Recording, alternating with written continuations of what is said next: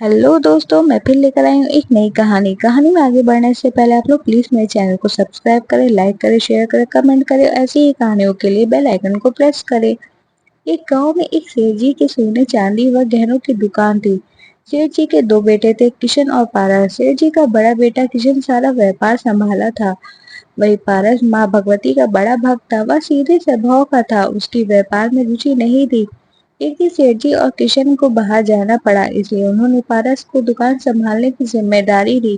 उनके जाने के कुछ देर बाद दुकान पर एक बुढ़िया आई और पारस से कहा, बेटा, मेरी बेटी बहुत बीमार है, मेरे पास ये अंगूठी है, इसे तुम खरीद लो। तब पारस ने कुछ रुपए निकाल कर बुढ़िया माई को दिए और कहा, इन पैसों से इसका इलाज करवाइए। अगर ज्यादा पैसों की आवश्यकता हो तो मुझे बता देना। इस तरह उसने बिना अंगूठी खरीदे उन्हें रुपए दे दिए। शाम को जब सेठ जी और किशन वापस आए तो पारस ने उन्हें सारी बात बता दी। तब सेठ जी ने कहा, अरे मूर्ख, यही तो हमारा धंधा है। गांव वाले परेशानी में हमें गहने बेच जाते हैं, जिन्हें हम कम दामों में खरीद कर उन्हें ज्यादा कीमत पर शहर में बेच कर देते हैं। यदि तू कुछ दिन और दुकान पर बैठा तो हमें कंगाल बना देगा। कल से दुकान पर मत आना। यह कहकर सेठ जी ने पारस को दुकान से निकाल दिया। रात को घर पर भी उसे खूब डांट पड़ी।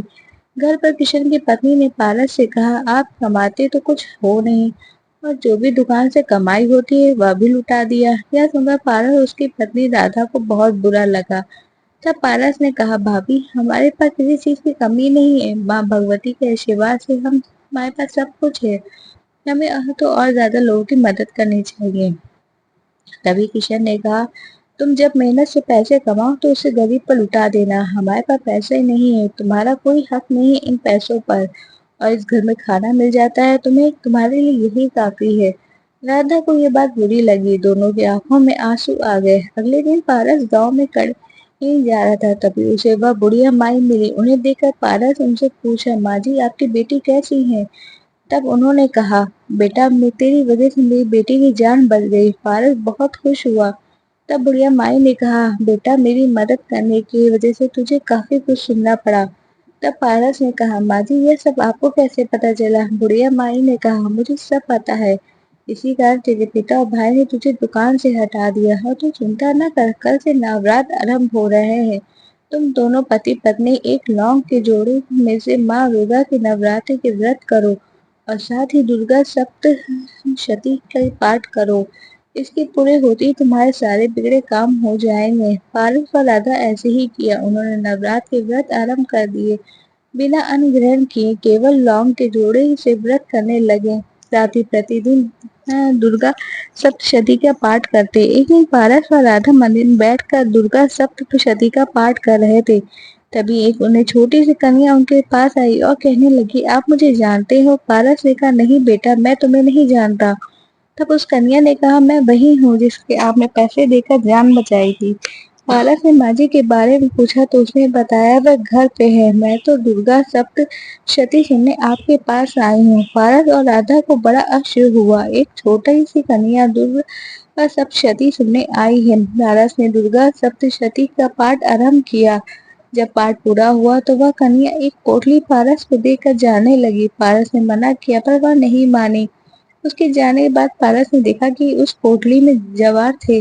पारस ने उसे रख लिया। अगले दिन भी यही हुआ। वह कन्या आई और दुर्गा सप्तशती का एक अध्याय सुना। उसके बाद एक छोटी सी पोटली देकर चली गई।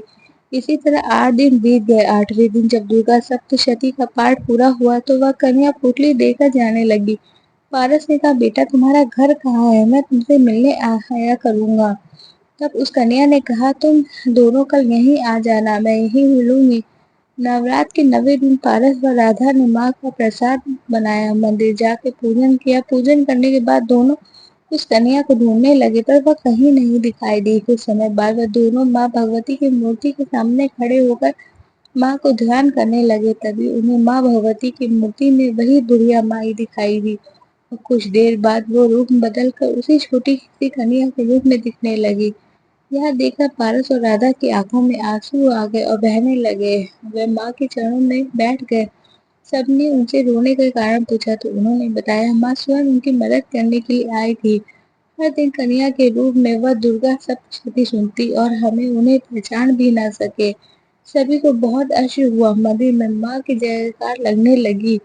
पारस और राधा जब घर आए और अपने कमरे में गए तो देखा जो बोलियां माँ ने उन्हें दी थी उनके सभी जवाब सोने के बन गए और वह जितना उन्हें निकालते वे उतना ही बढ़ जाते। घर वालों को जब पता लगा तो उन्होंने उनसे माफी माँ के आशीर्वाद से पारस ने सोने का व्यापार शुरू किया और दिन रात माँ की भक्ति करने लगे। Thanks for watching.